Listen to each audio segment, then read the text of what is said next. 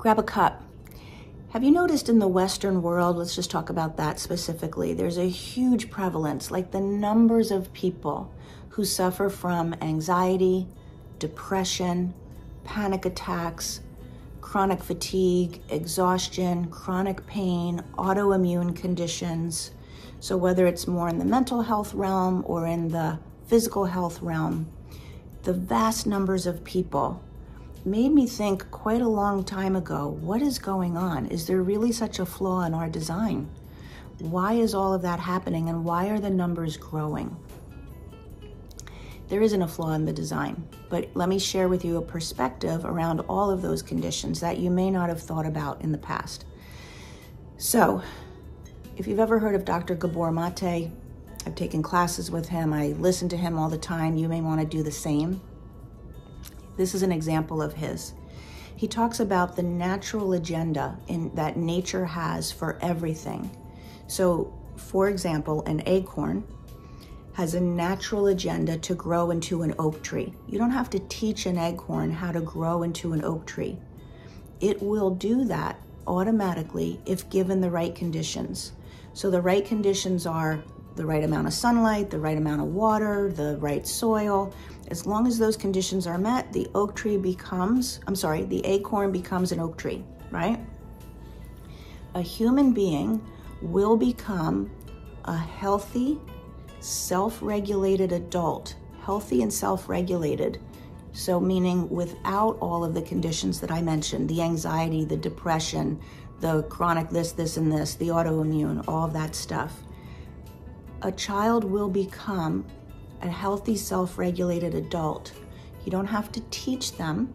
You just have to provide the conditions that allow that to happen. That is the natural order of things. So first of all, let's talk about self-regulated, okay? A self-regulated adult is someone who can experience a stressful situation and then get themselves back into rest, peace, safety, having a nervous system that can go back there, not stay in fight or flight and stress all the time. That's self-regulated. A self-regulated adult is someone who can experience emotions, understand them, allow themselves to feel them, process them out, and allow them to move through. Not someone who is afraid of certain emotions. Human beings are given a whole range of emotions, and we're supposed to have them. It's part of our nature. So a self-regulated adult can have those experiences, those emotions, process them out, and move through them. A self-regulated adult can communicate in a way that is effective, clear, authentic to themselves, without anger, without shouting, without, I'm going to stop talking to you for 3 days. That's how I communicate that I'm upset. None of that. Effective, clear, authentic, and receive communication back from others without feeling criticized, judged, defensive, getting in a fight. So giving and receiving communication effectively. Those are all traits of a self-regulated adult. And then the healthy part would be a body that's working, that's not developing all of these different conditions.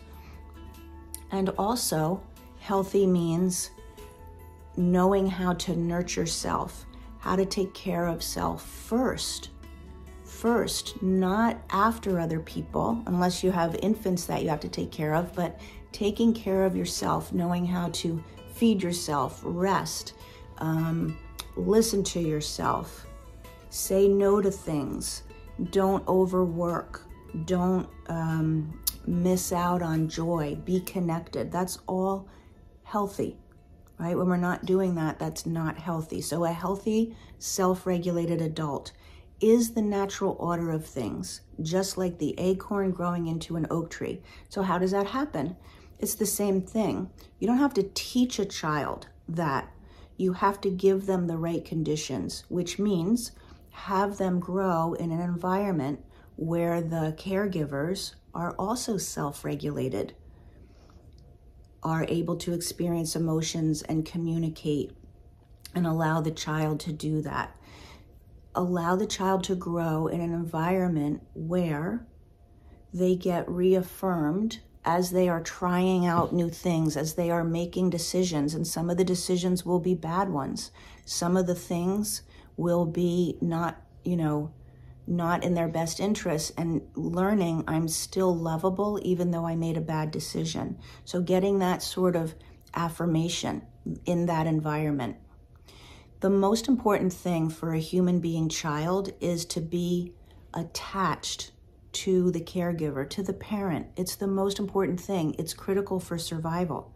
So if the child sees, when I get upset, my mom can't handle it. She can't handle her own emotions, and she doesn't want to see me upset. She's like, stop doing that, or I'll give you something to cry about, or anything like that. I need to stop showing my emotions. I shove them down. If as a human child, I see my parent needs help because they're an addict, they're an alcoholic, they are a single parent household and they're working 3 jobs and they're exhausted, whatever it is. And as a 6-year-old or a 9-year-old, I see that need and I step in to fill it, because the most important thing in the mind of a child is to stay attached. So let me help. Let me do things that a 6-year-old doesn't need to be doing. What a 6-year-old needs to be doing is figuring out how to make decisions for themselves, figuring out how to experience the world in a way that, allows them to grow. But when children are stepping in to fill the gaps for their parents, those conditions are not being met. They're learning what I need is less important than staying attached to my parent, which will translate as an adult. What I need is less important than what others need. So let me go and fill those gaps. Let me do everything for everybody else. When a child is in an environment where the conditions are very tense and stressful all the time, they figure out, if I can just be perfect, then I can maybe alleviate some of the tension here. Maybe I can make it easier and better. And maybe my parents will acknowledge me more. When we're not getting that acknowledgement and affirmations, we're looking for it elsewhere. We're looking for the status, all of the things that we try to acquire to make us feel good enough inside. So that may be a different perspective than you've ever heard around anxiety, depression, all of the chronic health conditions, etc. But it's a very important conversation, because look at the vast number of people, and it's growing.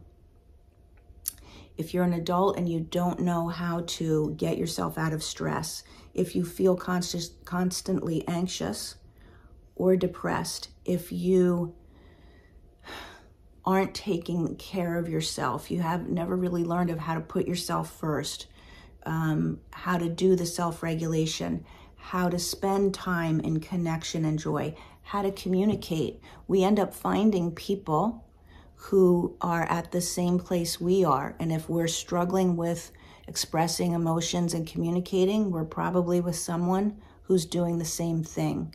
And now the end result on that relationship is a lot of strain and a lot of distance. And then we're unhappy. All of those things.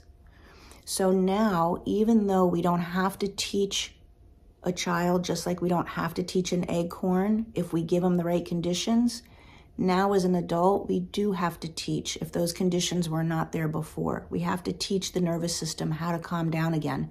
It spent years in fight or flight. We do have to teach how to move emotions through the body. We do have to teach how to self-love, self-validate, self-regulate, all of the things. And that's what we do in the Return to You program. So if any of that resonated with you, if you have any of those conditions that I mentioned, if you feel like you're stressed all the time, drop me a comment so that I can reach out to you. We can have a conversation and see if that kind of work would make a difference for you.